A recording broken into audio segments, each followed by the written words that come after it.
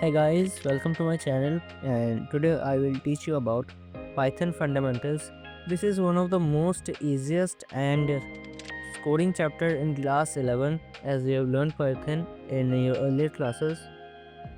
Before I begin with the lecture, I would request you to join my Telegram channel whose link I'll provide in the description box.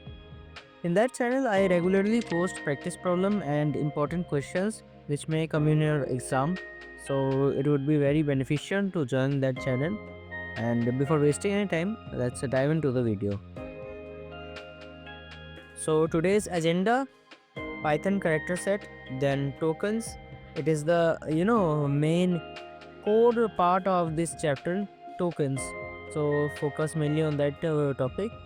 Here we will learn about keywords, identifiers, literals, operators, punctuators, and variables.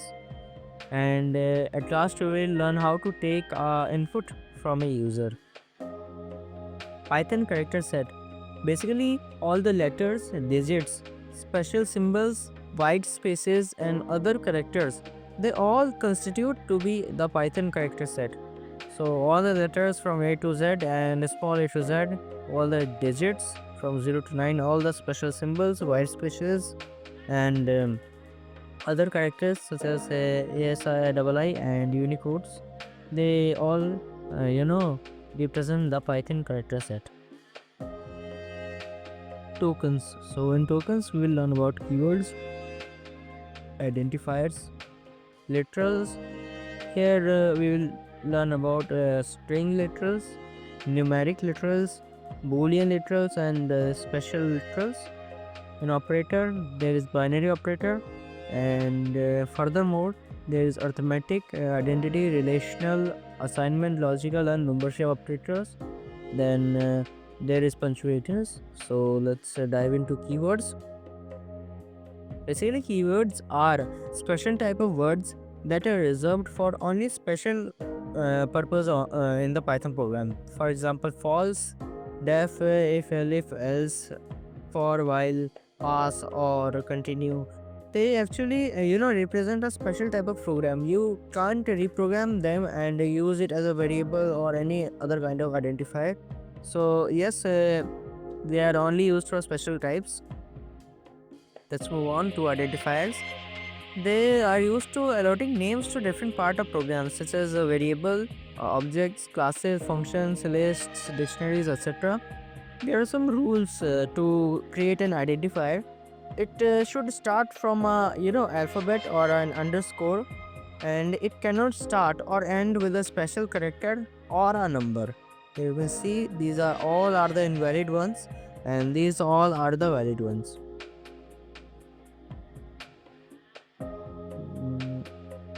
Yes. Then we have literals with us. Here, first of all, we have string literals. So any sort of text which is enclosed in quotations are known as string literals. For example, I have ABC and mad. There are also, for the types are single line string literals and multi-line string literals. So first of all, single line string literals. Basically, here the enclosed text only consists of a single line. So here is it, hello world, and print a.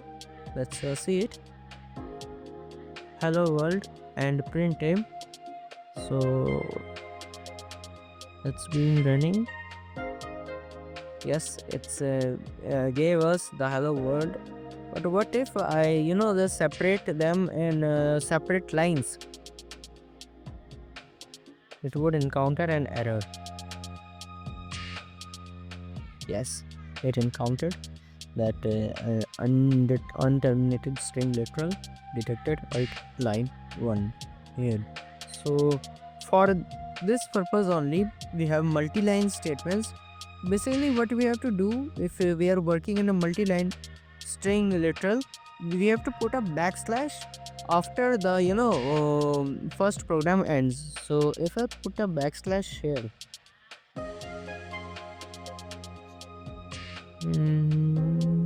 and I run this program, you will see hello world has been printed. So literals. In literals, we furthermore have numeric literals. Basically, it is of three types: integer, float, and complex type. First of all, the integer type. Any whole number which is not a fraction, not a decimal point number, or a complex number is known as integer literals. For example, a is equals to 5. It's a type of integer literal. And what are float numbers? A float type of numeric literals. Any fractional number or a number with a decimal point such as 5.8 and plus 7 divided by 5 is an example of float literals. And complex literals, basically they are imaginary numbers. So if you are studying for any competitive exam like JEE or NEET, you must be familiar with it. Yes, iota is the only representation of it. Boolean literals, basically they are used to represent one of two boolean values, true or false. It can either have value as true or false. Basically, the condition seems to be true, then seems to be right, then it would print true, otherwise it will print false. A very basic one. This is also very basic, that special literals. Python only has one special literal, which is none. Basically, it indicates the absence of a value. Whenever this is used, it generally tells the program that there is nothing to display in this section. So yes. Now we come to operators, binary operators. Here we first have arithmetic operators. These are operators which are used to perform mathematical operations in our Python programs. So for example, I have taken an example. A is equals to 5 and b is equals to 8. Print a plus b. So let's see. A is equals to 5 and b is equals to 8. Print a plus b. And here 13 is being printed. So basically this this operator adds both of them and gives us the resulted value. Identity operators, basically they are used to check the identity of someone. Is this or this is not this. Basically these kind of operations are being performed here. Then we have relational operators.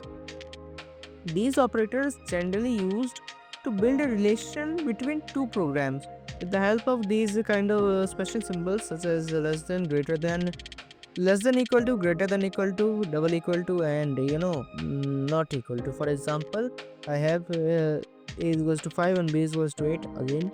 Then print a is less than b. So if I print a is less than b, just a while, print a is less than b, then it will encounter true as 5 is less than 8. But what if I print a is greater than b? It will encounter false as 5 cannot be greater than 8. As you can see, it encountered false. The next one is assignment operators. These operators generally used to assign certain values. For example, a plus equal to 5. This program tells that minimum value of a can be 5. It can't be 4, 3, 2, 1 or 0. It can be 6, can be 7. It can be greater than 5, but it can't be less than 5. So minimum it would be 5 or it can be greater than 5. Logical operators generally contains and or. Basically nothing to study all this in detail, as none of the questions is asked from here. Membership operators, it generally checks the probability of presence of an element in a function. For example, I have a list here 5, 6, 8, 4 and 17. If I print 5 in a, then it will encounter true because there is 5 in a. Just wait a second. 5 in a. Yes, it will encounter true. But what if I type 12 in A? It will encounter false, as there isn't any 12 in the list A, so it will encounter false. I know there are, limited programs. For example, as I want this video to be short and precise without, deleting any kind of context or removing any concept from the video. So I have to keep limited examples. But if you want to practice more programs, you can join my Telegram channel, as I mentioned earlier, as I post numerous questions on that channel, and you can also find important question answers on that channel. So do check the link in the description below. Let's move on to the another topic, which are punctuators. Basically, as the name suggests, it acts as a punctuation in a sentence. Basically, punctuators are symbols that are used in sentence structure in any kind of Python program, any kind of coding language. Actually, the most common punctuators of Python program language are listed below. Here is apostrophe, hashtag, brackets, curly brackets, and square brackets, @ colon, equal to, dot, comma, etc. These are most common punctuators that we use in our Python program. Next is variables.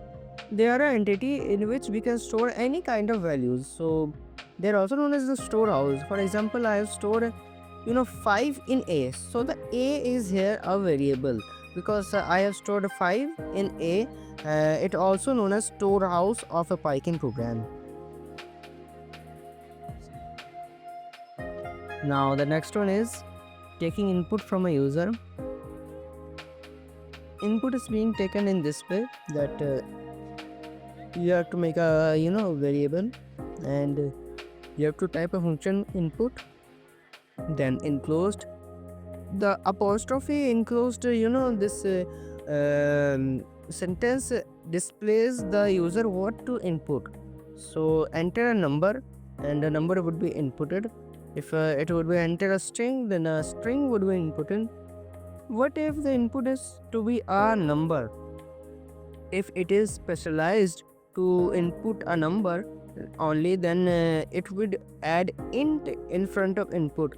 So basically the function would be a is equals to int input enter a number. Int basically denotes here the integer. If the input is to be a float, then it would be a is equals to float input enter a number. Basically a float type will be inputted here. If here a float type is been inputted, then it will encounter an error. And here also, if an integer type is being input, then it will also encounter an error. So yeah, this was it for this video, and thank you for being patient and watching till this point of the video. I would request you to join my Telegram channel again, as it is very beneficial for students to join that channel. I post numerous questions on there every single day. So yes, that was it. And if you like my video, do like, subscribe my channel, and share it with your friends. It encourages me a lot to make these kind of high quality videos. I'll see you in the next video. And till then, bye bye.